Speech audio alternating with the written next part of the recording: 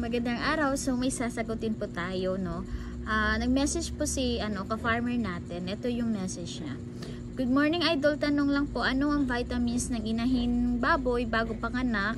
At ano pong vitamins sa mga anak niya at ilang araw bago bigyan ng vitamins? Salamat po.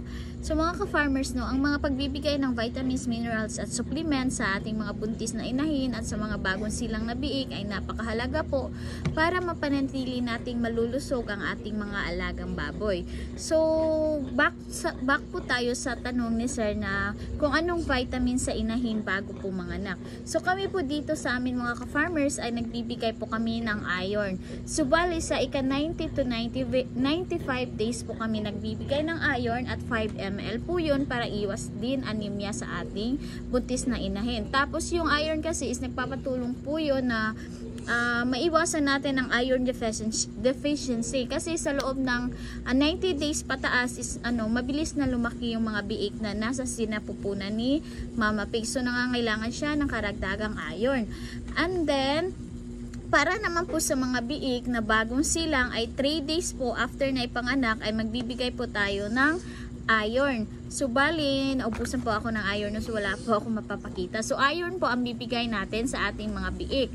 After naman yan ay 7 days, nagbibigay po tayo ng ADA plus B complex. Ito po yung gamit namin dito sa aming baboyan. So Norovet po ang gamit namin. Tapos sa ika 14 days naman ay nagbo-booster shot po tayo ng iron. Iron din 1 ml per piglet. At saka sa ika 25 days naman ay nagbibigay ulit kami ng multivitamins ADA plus B complex at sa araw po ng walay nagbibigay din po kami ng ADA plus B complex sa aming mga mga biik na bagong silang.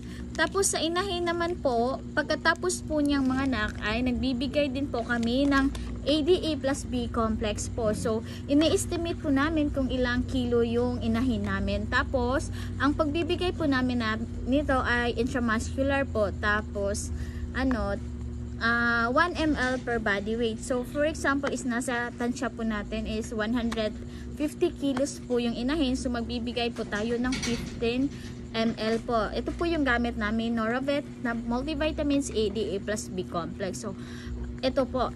After naman yan, so 3 days po, no, isasabay po natin yun sa iron at pang 3 days sa mga sa mga biik. So, after naman yan, ang maintenance vitamins namin sa mga inahin na bagong panganak ay ito po. Multivitamins ni Animal Healthcare. Ito po yung ginagamit namin. 3 times a week po kaming nagbibigay. So, bali, sa isang linggo ay 3 sachet po namin itong binibigay. So, alternate po. So, for example, ngayong araw ay nagbibigay kami ng multi-V. Kinabukasan ay plain tubig lang. Tapos, kinabukasan naman din ay nagbibigay na din kami. So, alternate po. Plain tubig at ito po. So, 3 times a week po kaming nagbibigay ng multivitamins sa aming inahin para makondisyon po natin yung inahin natin at hindi nangangayayat. Kasi itong multivitamins ay napakaganda po para sa mga bagong anak na buntis inahin po natin para yung mga lakas nila na nawala sa araw ng panganak ay manunumbalik at hindi sila masyadong mangangayayat. Ayan, ito po yung gamit namin. Ayan. So, ulitin ko po, sa buntis na inahin ay 90 to 95 days, magbibigay po tayo ng iron. 5 ml po sa inahin po natin. Tapos, after naman po manganak ng inahin natin, 3 days po after manganak, multivitamins ADA plus B complex. Tapos, follow up po natin ng multivitamins na ito. 3 times a week po to.